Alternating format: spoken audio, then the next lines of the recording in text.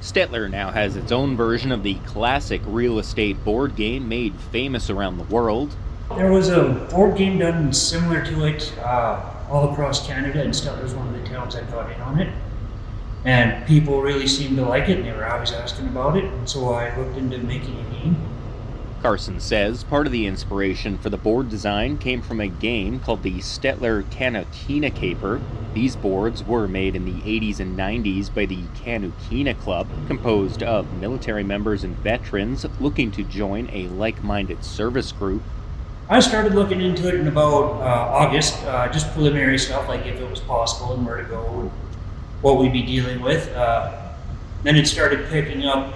We were taking I call them sponsors, but I also call them members of the board, by, I'd say, late September, early October. We had everything kind of in by January, all the money in, all the people confirmed. And then the process started with the manufacturer, and we got the final product start of May.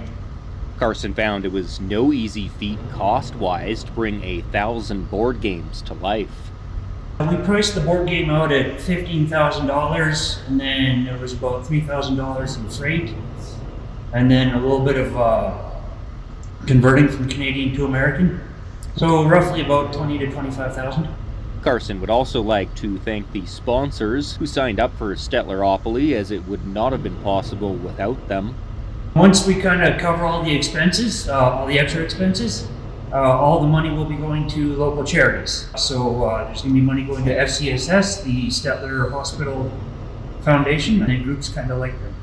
The Heartland Youth Center was also a major organizer for the original Stettler Canukina Caper, so Carson has donated a couple copies of the new game to the HYC.